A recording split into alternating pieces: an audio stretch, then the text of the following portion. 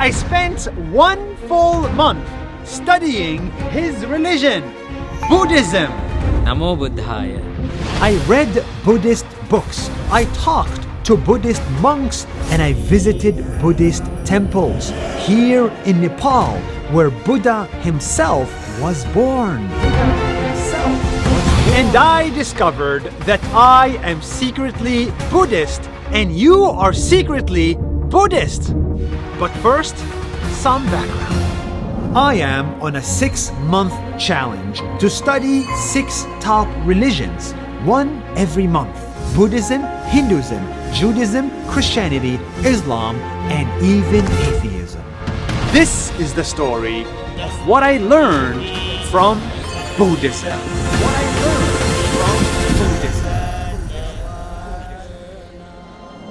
Buddhism started with this man, Buddha. He was born right here in this exact place in Nepal 2,500 years ago. And today, more than 500 million people follow his wisdom. Buddhism is deep and rich. I cannot cover it in one short video. So I'm gonna focus on the little bit of Buddhism that changed my life. In Buddhism, there is no God, there are no angels and no prophets. There is no devil and no Satan. There is no commandments and no prayers. There is even no eternal heaven or eternal hell. What the hell? This shocked me. Don't be shocked. I learned that Buddhism doesn't worry about life after death, heaven or hell. Buddhism only worries about Life before death. how do I live a happy life today before dying. That's what Buddhism is about. You don't own your past. You don't own your future. You cannot control. You cannot do anything about it. You have only this moment. The Buddha teaches you to come to this moment and see what really inside us. That's why Buddhism focuses only on your mind. Your mind is your God. It is the source of all happiness and sadness, of all good and evil. If we can control our mind, we can be happy. The mind is everything. What you think, you become, the Buddha said. That is the core of Buddhism. The mind is so powerful in this religion that it became a sixth sense. We are used to 5 senses in the West: see, hear, smell, taste, touch. But Buddhists believe in a sixth sense, the mind. We have 5 senses. Everything is linked by mind. That is why we need to focus on our mind in Buddhism. The Buddha said, when your mind is pure, the happiness and the joy follows like a shadow that never leaves you. Buddhism is full of wisdom. When you read the religious books, you'll get the step-by-step guide on how to control your mind and make it happy. Yes, Buddhists think it is possible to live a happy life today. This is how. So how can my mind be happy and pure? The Buddha teaches you that let go of the attachment and then you will be happy. Let go of the attachment. Yes. Let go of attachments.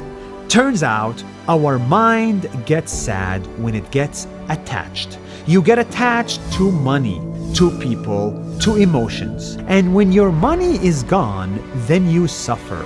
When your father is gone, then you suffer. When your job is gone, you suffer because you are attached to all of them. When we get attached to things, we expect a lot.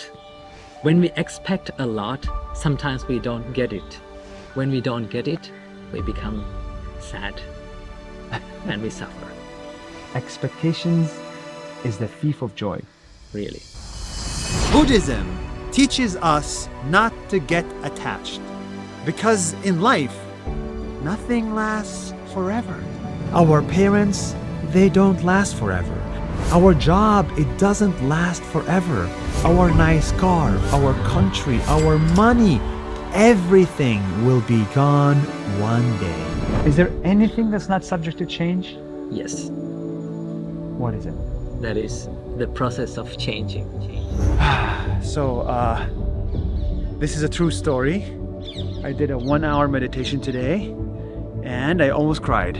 Just thinking about the idea that nothing in my life would last forever made me cry. The Buddha said, "Let go of attachment and you will be at peace." This sounds simple, but it's really hard to accept. It's hard to accept that your job will be gone and your parents will be gone too. And that's fine. You can still love your parents, but you must accept that they are impermanent, that your happiness cannot be attached to them. Love and attachment are two different things. When you love someone, you love seeing them grow and becoming happy. But when you get attached to someone, you expect them to make you happy and ask, why are you not making me happy? That's the difference. Yes. I spent 1 month trying to understand this concept, and here in Nepal, talking to Buddhist monks, it finally clicked. I finally understood it in my company. People coming in and leaving the company. It's hard every time to see somebody come and then after 2 or 3 years they leave. Every person that I work with, I'm not going to work with forever. And I didn't realize that until recently. You have to be like a tree. Think of your company like a tree, a big one.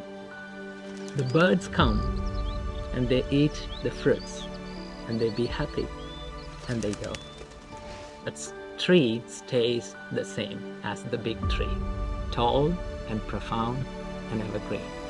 Bruce Lee says, be like water. In Buddhism, be like a tree. Buddhism taught me that happiness does not come from the outside. It comes from the inside. It has always been inside of us, here. And the best part about Buddhism is that you don't have to convert to it. It is not just a religion, it's also a philosophy, a way of life. Take what you want from it. Dalai Lama once said that do not try to use Buddhism to be a better Buddhist. Try to use Buddhism to be a better version of what you already are.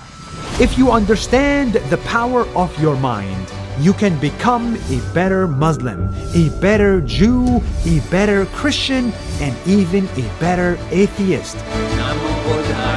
And that is the beauty of Buddhism. It can help all of us become better humans. See you next month for a video about Hinduism. What an incredible experience. Learned so much, inspired so much. Now to the next challenge.